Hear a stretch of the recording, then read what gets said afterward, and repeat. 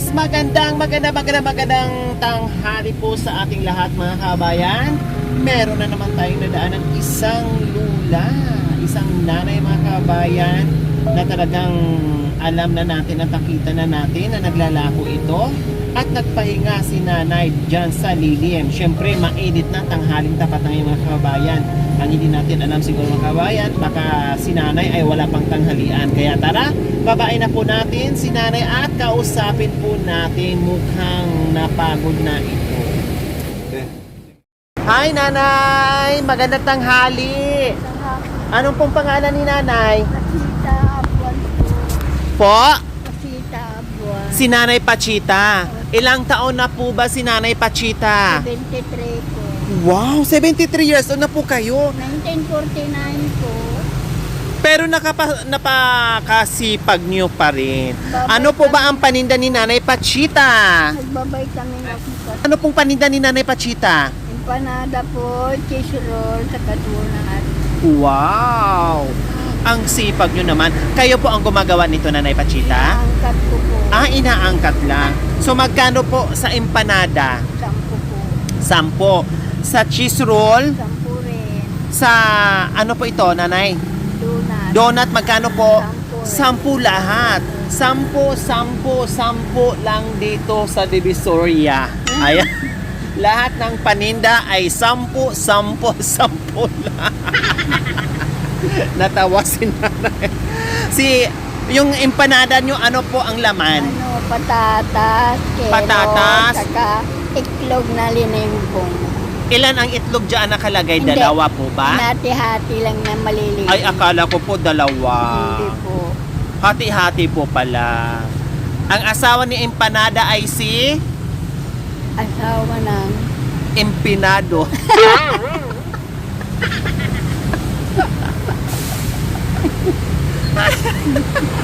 Napatawa ko si Lola.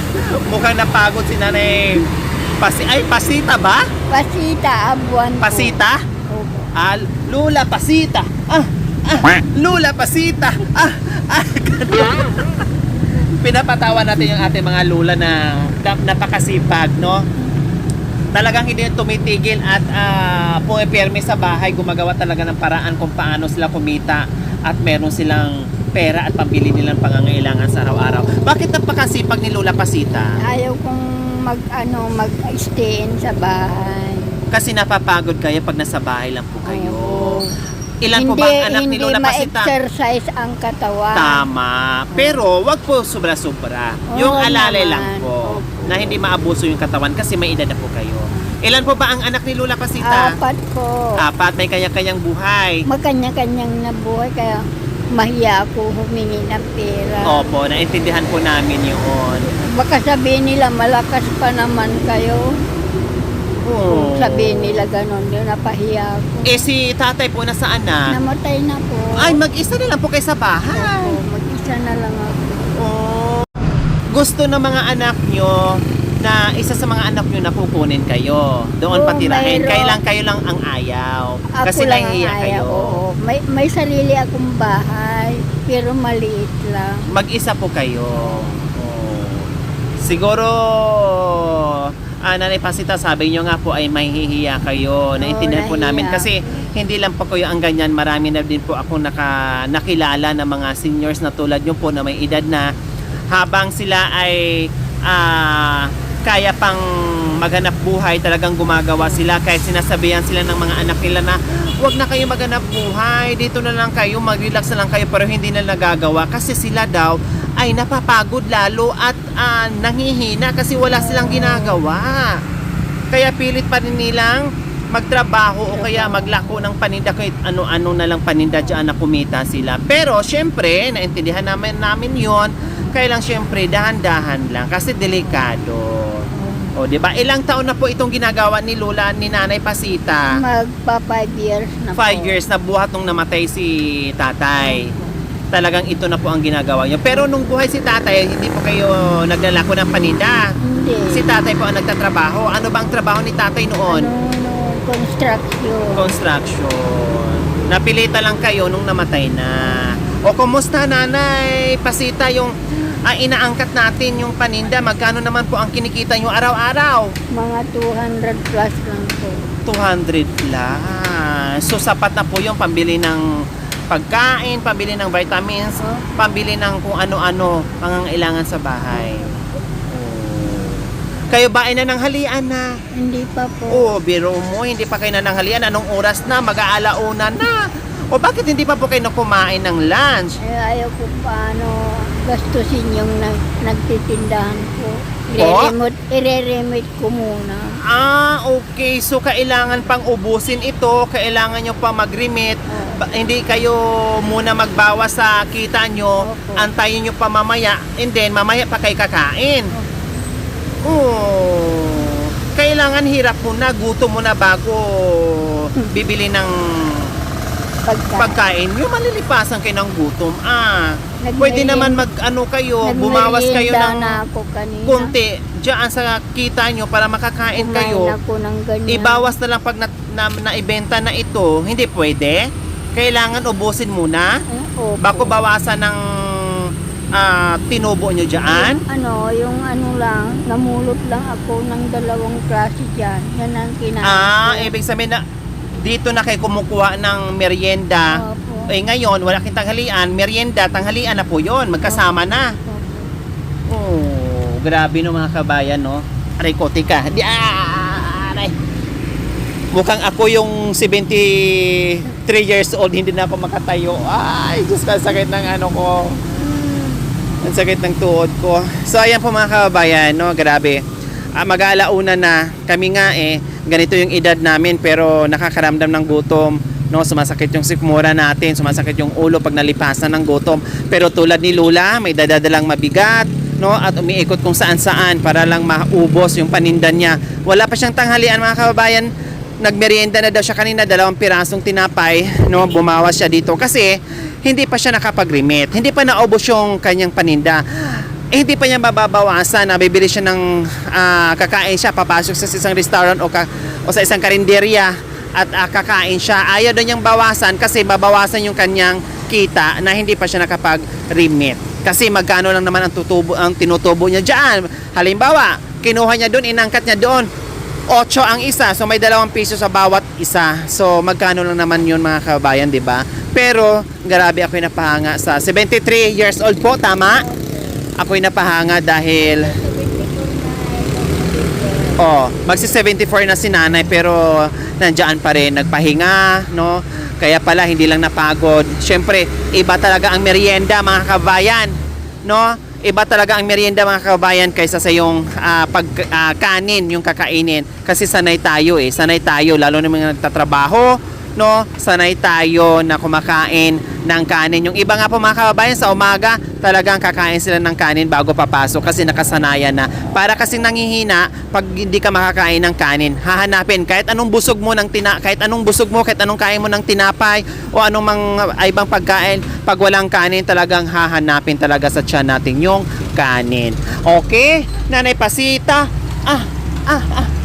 meron kaming surprise sa iyo. Meron kaming surprise sa iyo, Nanay Pasita, ha? Okay, madam. Okay. Ang pangalan niyo po, Lula? Si Lula Pasita. Mga Diyos, Pasok! Bienvenidos a la cripta. Dame tu cosita. Dame tu cosita. Ay, dame tu cosita. Dame tu cosita. Ay, dame tu cosita. Dame tu cosita. Ay, dame tu cosita.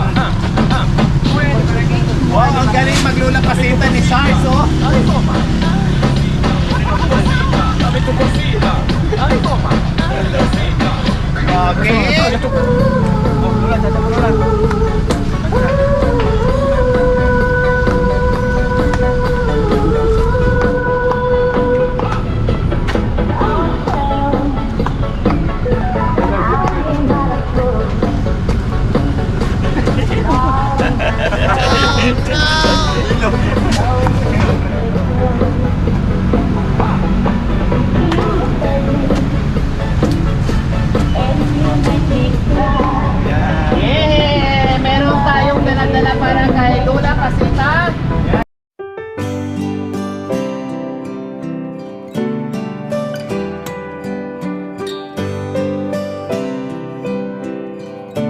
Lola Pasita. Upo po tayo para hindi po kayo mapagod.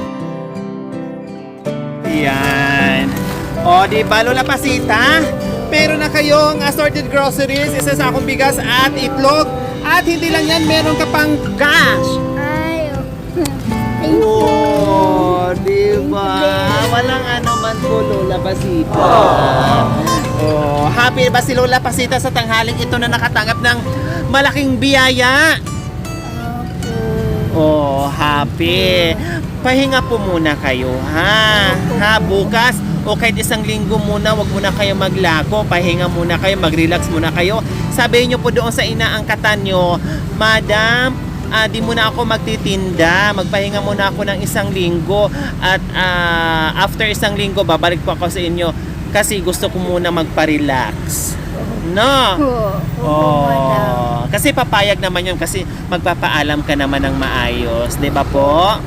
Okay, Lola Pasita. Maraming salamat. Magkano ba ang isa? 10 lang. Magkano ba ito lahat? Sige, yung donut lang tsaka ano. Bibili ako ng donut.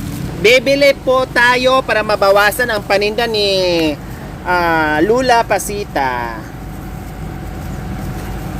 10 po ang isa. Mayroon kayong pang yung plastic na maliit.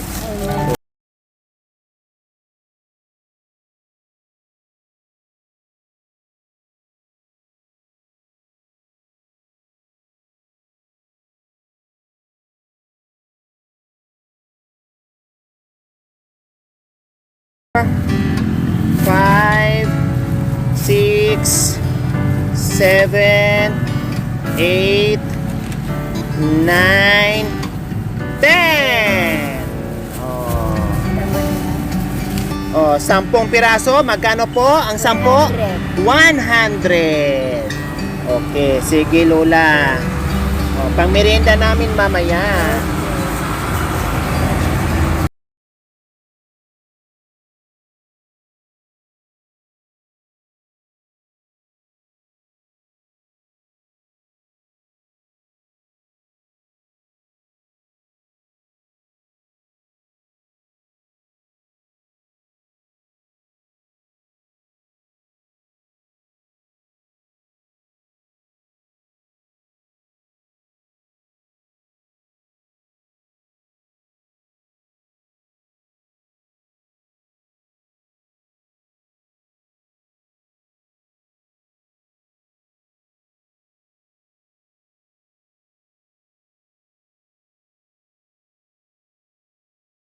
Magpapasalamat tayo. Walang anuman po Lola. Magpapasalamat po tayo sa walang sawang pagmamahal. Ma'am Mila Mollinger, Ma'am Josephine D. Guzman, Ma'am Mercy of Toronto, Canada, Sir Romy and Ma'am Linda Octavo from Portsmouth, Virginia, USA. Muli, maraming salamat po sa ating walang sawang pagmamahal. Ma'am Mila Mollinger, Ma'am Josephine D. Guzman, Ma'am Mercy of Toronto, Canada, Sir Romy and Ma'am Linda Octavo from Portsmouth, Virginia, USA. Maraming salamat po sa iyong ginitawang puso. Naway pagpalain tayo ng Panginoong Diyos. Araw-araw naway ibigyan pa tayo ng kalakasan ng katawan sa araw-araw. Naway ibigyan pa tayo ng mahabang buhay pang sa ganun. Marami pa tayong mga lula, mga lulo, at kung sino pa na deserve natin mabigyan ng pagmamahal. Maraming salamat po. Okay mga kabayan, huwag niyo pong kalimutan pag-share and subscribe sa aking YouTube channel, Lori Aquino Talita. Maraming salamat po. Gabi sa Sol. Bye, Lola Pasita. Lola Pasita. Masaya na si Lola Pasita. Papasakay namin kayo ng tricycle. Uwi po muna kayo. Papahatid namin kayo sa tricycle. Paano po yung bigas? Kilala nyo po dyan? Okay, sige. Papahatid sana namin si Lola sa bahay nila. Kailang hindi pa pwede kasi malayo yon. At nandito yung paninda niya, inaalala niya kasi iririmit pa ni Lola. Ang gagawin namin, kilala pala ni Lola, may kilala si Lola dyan.